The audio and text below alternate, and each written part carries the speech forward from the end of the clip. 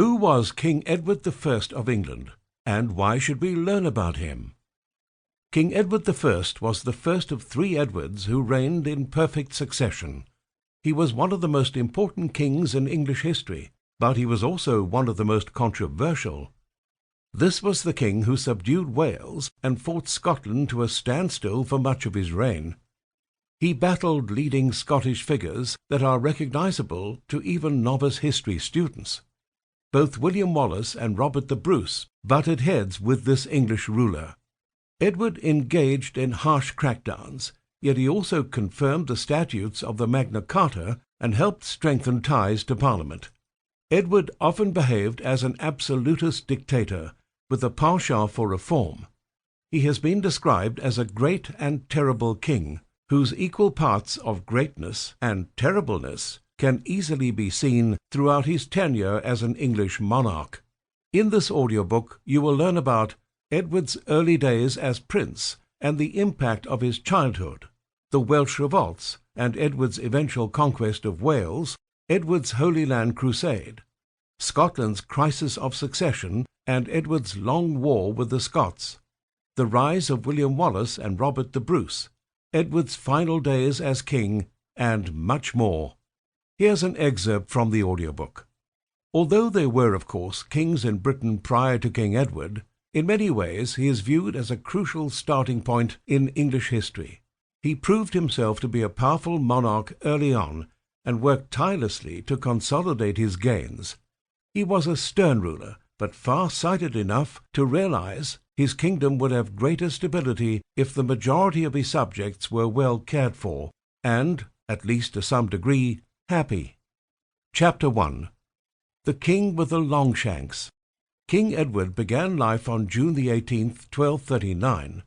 He was the son of King Henry III and his wife Queen Eleanor of Provence. His parents had a loving relationship, but it was full of drama and intrigue from the start. Much of this drama stemmed from the fact that Eleanor was not of English heritage, but hailed from Provence, which is now part of modern-day France. English court officials developed an entirely unfounded belief that she was bringing undue foreign influence into English affairs.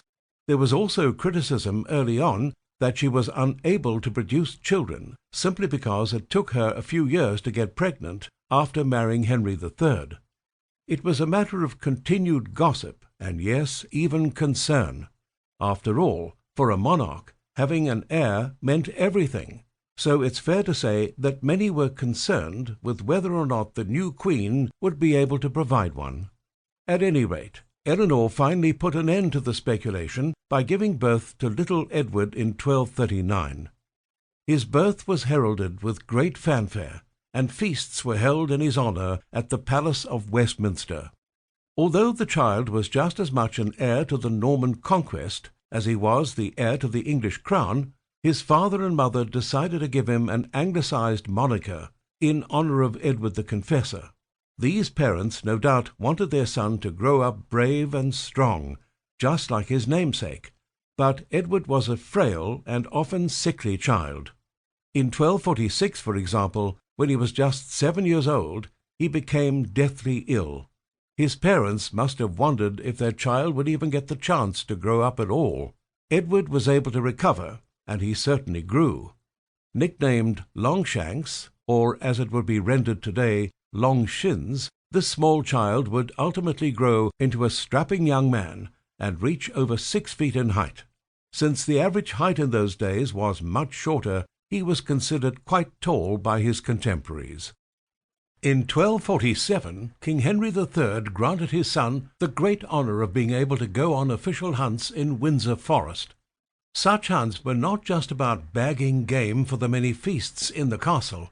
It was also a form of great sport.